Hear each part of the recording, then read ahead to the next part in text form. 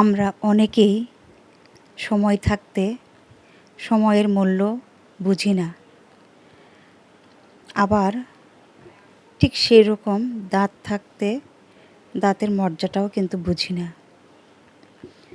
আর এ কারণে জীবনে চলতে গেলে পদে পদে এমন অনেক ভুল হয় যেগুলোর আর কোনো সমাধান পাওয়া যায় না। আর পরবর্তীতে আমরা কি করি? একজন আরেকজনকে শুধু দোষারোপ করতে থাকি। হ্যালো এভরিওয়ান, আসসালামু আলাইকুম। আশা করছি সবাই ভালো আছেন, সুস্থ আছেন, যে যেখানেই আছেন। আমি সবসময় আপনাদের সুস্বাস্থ্যতা কামনা করি, মন থেকে দোয়া করি আপনারা সবসময় ভালো থাকেন, সামনে এগিয়ে যান। আপনাদের প্রতি সম্মান, ভালোবাসা, শ্রদ্ধা রেখেই আজকে আমার ভিডিওটা শুরু করছি। আশা করছি বরাবরের মতো আজকের ভিডিও ভালো লাগবে। ভালো লাগলে অবশ্যই একটা লাইক দিয়ে দিবেন। আর যারা চ্যানেলটি সাবস্ক্রাইব করেননি, যদি আমার কথাবার্তা বা কাজ কোনো কিছুই আপনাদের মনে একটু দাগ কাটে, তাহলে প্লিজ চ্যানেলটি সাবস্ক্রাইব করে দেবেন। আজকে একটু বাইরে বের হব, এই কারণে রান্না বান্না করে নিচ্ছি সকাল সকাল। তো সিম্পল রান্নাই করব আজকে। সব সময় আসলে রিচ ফুড খেতে ভালো লাগে না, তাই এই জন্য আমি খুব সিম্পল খাবার আজকে রান্না করছি। তো যাই হোক, জীবন চলবে জীবনের নিয়মে। আমরা যখন যেটাকে মর্যাদা দেওয়ার দরকার ঠিক সেভাবেই মর্যাদা দিব এবং সামনের দিকে এগিয়ে যাব। জীবনের চলার পথটা অনেকের মসৃণ, আবার অনেকের শুধু হোঁচট খেতে হয় বারবার। সামনে যখনই যাই তখনই বাধার সৃষ্টি হয়, আবার একটু উঠে দাঁড়াই তখন আবার বাধার সৃষ্টি হয়। সবার জীবন কিন্তু স্মুথলি চলে না, সব কিছুকে মানিয়ে নিয়েই আমাদের চলতে হয়। আর এই জন্যই আমাদের প্রত্যেকের উচিত সময় থাকতে সময়ের মূল্য দেয়া। সবসময় অন্যকে দোষারোপ করে কিন্তু সমস্যার সমাধান হয় না। নিজের ভুলের কারণে অনেক সময় আমরা নিজেরাই কিন্তু একদম পিছিয়ে পড়ি, যেখান থেকে হয়তো কখনো ওঠা সম্ভব হয় না, আবার ভাগ্য ভালো হলে হয়তোবা উপরের দিকে ওঠা সম্ভব হয়। তো যাই হোক, সবার ভাগ্য তো আর একরকম নয়। কেউ অল্পতেই অনেক কিছু পায়, কেউ আবার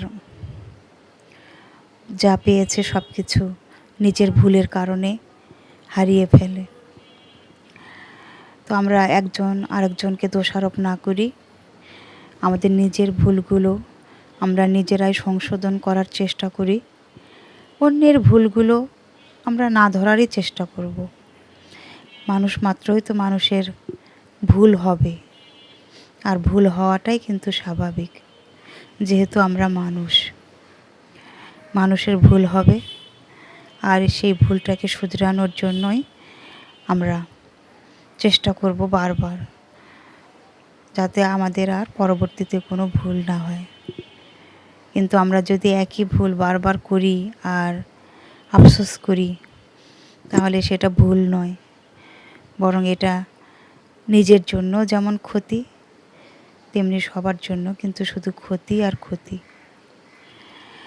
তো যাই হোক, আমি সংসারের কাজকর্মগুলো সকালে সেরে নিয়েছি, নিয়ে একটু কাজে বের হয়েছি। তো কাজকর্ম ছিল, একটু করলাম।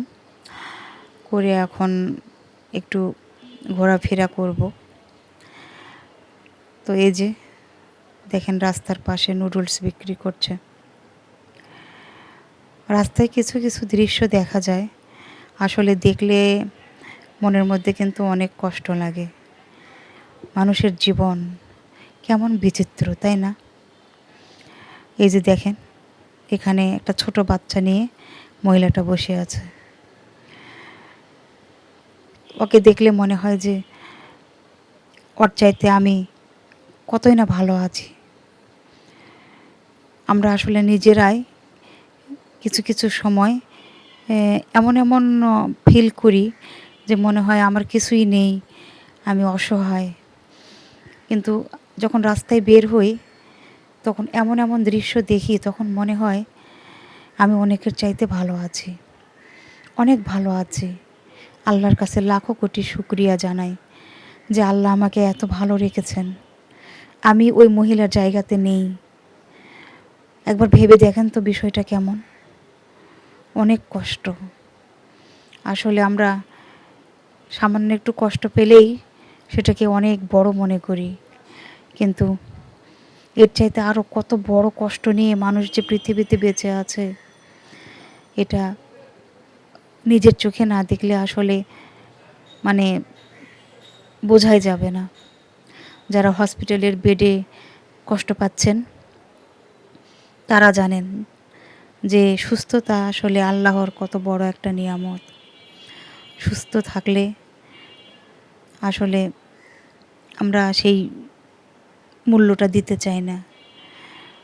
আর যখন অসুস্থ হই তখন বুঝি যে যখন সুস্থ ছিলাম তখন কতই না ভালো ছিলাম, হাসি খেলে চলাফেরা করতাম। আর এখন হসপিটালের বেডে বা বাসায় অসুস্থতার জন্য বাইরে বের হতে পারছি না, কতটা কষ্ট। এই জন্য জীবনকে ভালোভাবে মূল্যায়ন করতে হবে। আল্লাহ দিন দিয়েছেন কাজের জন্য, রাত দিয়েছেন ঘুমানোর জন্য, কিন্তু বর্তমান সময়টা এমন হয়ে গিয়েছে আমরা রাতের বেলা কাজ করি, দিনের বেলা ঘুমাই। দিনটাকে রাত বানিয়ে ফেলেছি, রাতটাকে দিন বানিয়ে ফেলেছি। এই হচ্ছে আমাদের অবস্থা। এখান থেকে আমাদের ইমিডিয়েটলি বের হয়ে আসতে হবে, তা না হলে কিন্তু আসলে নিজের শরীরের জন্য কিন্তু খুব খারাপ। যখন অসুস্থ হয়ে বেডে পড়ে থাকবো তখন নিজের লোকদের কাছেও কিন্তু একদম বোঝা হয়ে যাব। তো যাই হোক, অনেক ভারী ভারী কথা বললাম, কেউ কিছু মনে করবেন না। তো আজকে এমন একটা জায়গাতে এসেছি, দেখেই বুঝতে পারছেন যে মানে দেখলেও মন ভালো হয়ে যায়, আর পকেট যে কখন ফাঁকা হয়ে যায় এটা কিন্তু নিজেই টের পাই না। এটা দেখতে ভালো তো ওটা দেখতে ভালো, ওটা ভালো তো ওটা ভালো, কোনটার চাইতে কোনটা বেশি ভালো, যা দেখি সেটাই পছন্দ হয়। দেখেন কত সুন্দর সুন্দর জিনিস। আর মেয়েদের তো এখানে আসলে চোখ একদম এই কুকারিজের উপরেই কিন্তু চোখটা আটকায়, আর মনে হয় যে সব কিছু নিয়ে চলে যায় বাসায়, এই সব কিছুই আমার লাগবে। ঠিক বলেছেন আপুরা, কারণ আমরা কিন্তু কাপড় চোপড়ের চাইতে ঘরের জিনিসপত্র কিনতে বেশি ভালোবাসি, ঘরটাকে সাজাতে খুব ভালোবাসি, কারণ এটাই তো আমাদের গৃহিণীদের ঠিকানা, তাই না? তো দেখেন কত সুন্দর সুন্দর ব্যাগ, প্রত্যেকটা ব্যাগ কিন্তু সুন্দর। আর এই হোপ মার্কেটে কিন্তু প্রাইসও খুব কম। একটু দেখে শুনে যদি আমরা নিতে পারি তাহলে কিন্তু দামাদামি করে একটু কমের মধ্যে নেওয়া সম্ভব। কিছু কিছু জিনিস আছে মাইকিং করতেছে, মাইকে বলছে যে যা নেবেন 20 টাকা, 30 টাকা, 50 টাকা, বিভিন্ন রকম। তো কত রকমের জিনিস আছে, দেখে শুনে বেছে নিতে হবে। যার যেমন সাধ্য ঠিক সেভাবেই কিন্তু আমরা নিতে পারি।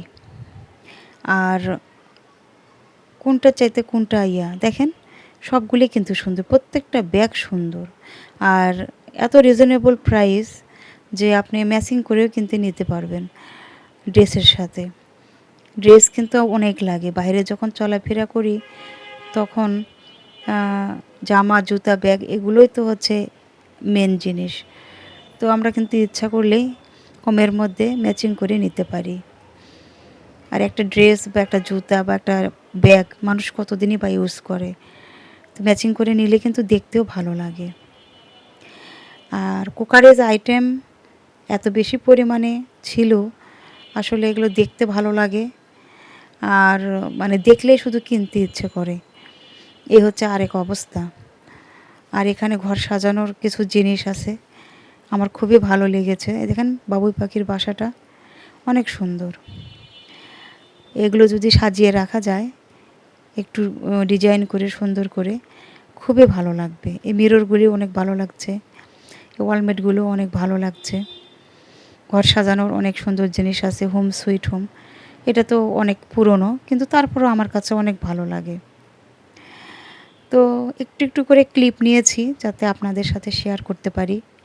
আমার নিজেরও খুব ভালো লাগে দেখতে, আর আপনাদের সাথে যাতে শেয়ার করতে পারি এজন্য যতটুকু পেরেছি ভিডিও করেছি।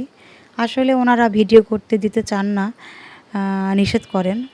তারপরে যতটুকু পেরেছি আপনাদের জন্য একটু ভিডিও করে নিয়ে এসেছি। তো যাই হোক, এখানে মামাও আছে একটা, ফুচকা মামা। তো যদি কারো ক্ষুধা পেয়ে যায় তাহলে কিন্তু ফুচকা চটপটি এগুলো খেতে পারবেন। তো একটু পরেও সে মামাকে দেখতে পাবেন। তো এই যে, আর এখানে এত পরিমাণে রাশ থাকে, প্রচুর ভিড়। মানে সকাল সন্ধ্যা দুপুর বিকেল এরকম নেই, সব সময় কিন্তু লোকজন আসেই। এই যে সেই ফুচকা মামা, দেখেন আপনারা ফুচকা চটপটি যেটাই খাবেন সবই পাবেন। আচার আছে, বড়ই আছে, সব কিছুই পাওয়া যায়। তো যাই হোক, যে যেখান থেকে আমার ভিডিও দেখছেন যদি ভালো লাগে কমেন্ট করবেন। সবার সুস্বাস্থ্য কামনা করছি। আজ এ পর্যন্তই। আল্লাহ হাফেজ।